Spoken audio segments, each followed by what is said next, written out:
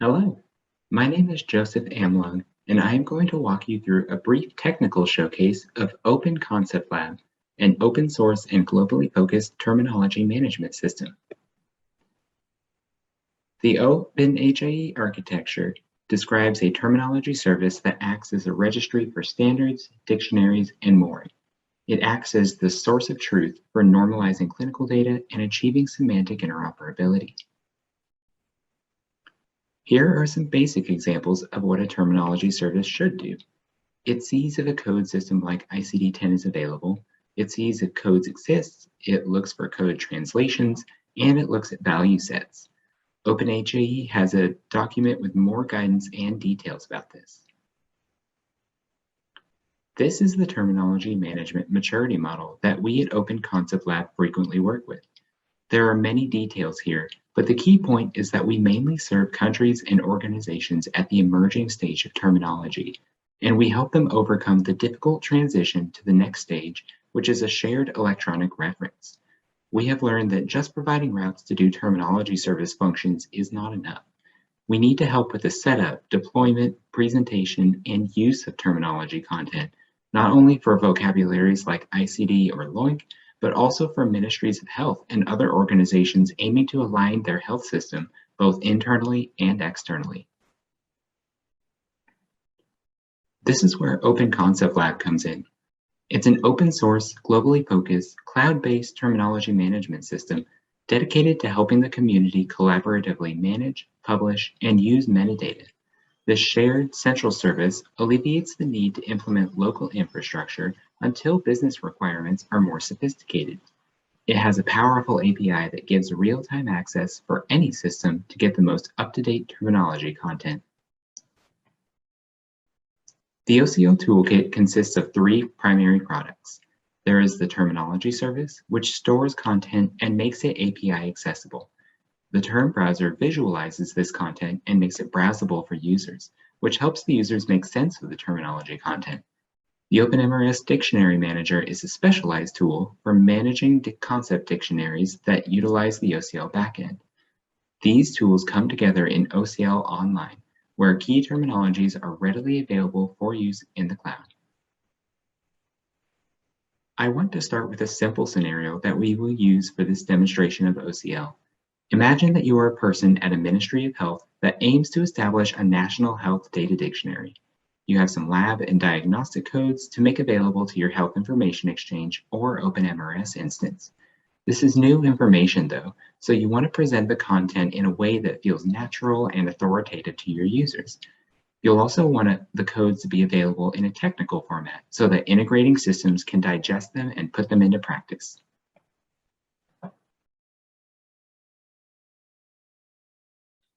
Our Ministry of Health is going to have a set of codes.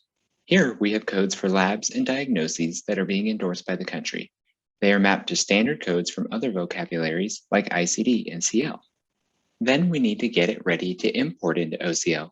OCL has documentation to help guide this. Here is the spreadsheet in an OCL-ready format.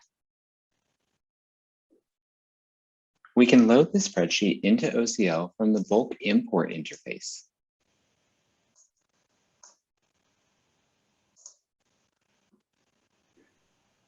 And now we can see this content and interact with it in OCL.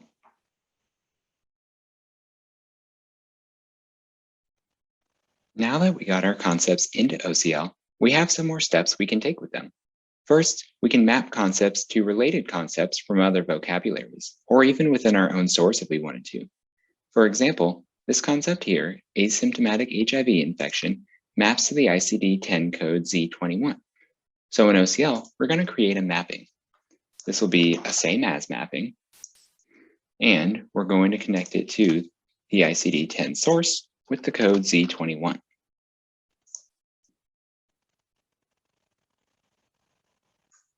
Now that we've created the mapping, we can go over here and look at any mappings that we've created for this source.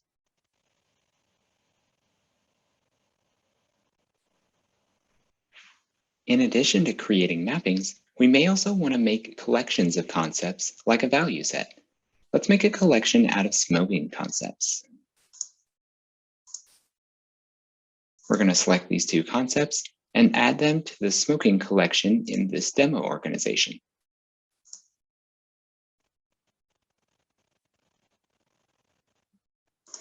Now we'll navigate back to the organization and look at its collections and see these same concepts in the smoking collection here.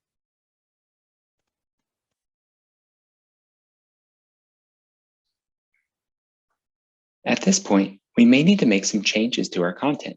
Concepts may need to be added, changed, or removed. Let's do some content maintenance. We can do things like add a new concept, or we can edit an existing concept. Or if we're done with the concept, then we can retire it.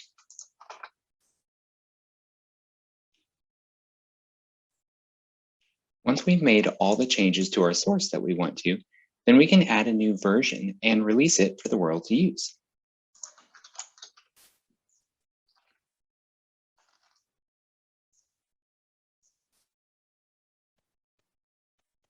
Now we can look at our versions to see our new version, or we can go back in time to our older version and see what things used to be like.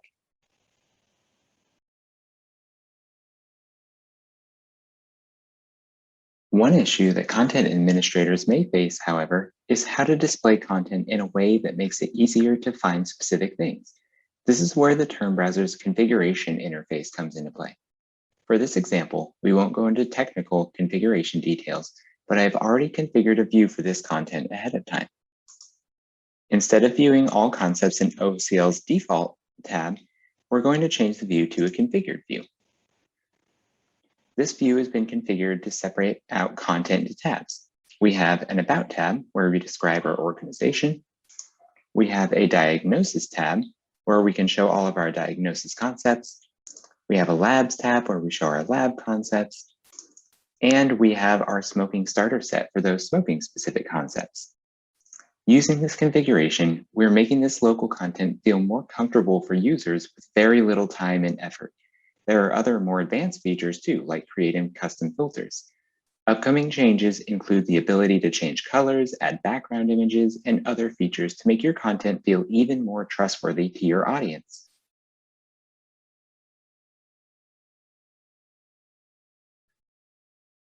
Now that we have shown how a non-technical user interacts with content in OCL, we can now show how a technical user would interact with OCL. This way, a developer or systems integrator can incorporate OCL content as a part of their system to help adhere to standards and promote interoperability. Now that we have our content into OCL, we can use RESTful API calls to get information about the content we loaded in. Let's do a simple GET request in the browser for the details of our demo source here.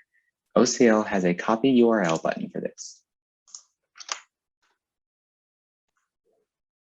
Here, you're going to see the attributes of the source we created earlier, and we can also use this to show concepts within the source that we just created. Here, you'll see all the concepts from the source that we just created, including both the lab codes and the diagnosis codes. You can also use filters and do other interactions to make this API very useful to you. Systems like a medical record can digest this data format and use it to standardize their health information. Content can also be added, edited, and deleted using API calls like this. You can do all the same API interactions with OCL's collections, mappings, and more. One beta feature for OCL is to get its terminology content in a FHIR format, making it easier for FHIR-aware and FHIR-native systems to integrate your terminology content. Let's show how it looks to get our content as a FHIR code system resource. Here, you would see the sources from our organization shown in a FHIR code system format. This can also be done with OCL's collections, viewing those in a FHIR's value set resource format. With OCL's FHIR capabilities, you can perform operations like lookup, validate, and more. We do not have time to demo this, unfortunately, but another way to set up, maintain, and use content may be to use the OpenMRS Dictionary Manager, which helps with concept dictionary administration and lets you use it with other trusted sources. As said before, OCL Online is where you can use OCL's open source tools in the cloud alongside the global community, and it comes preloaded with key terminologies. OCL's Terminology Service and Term Browser are independent tools that can be set up in your own infrastructure.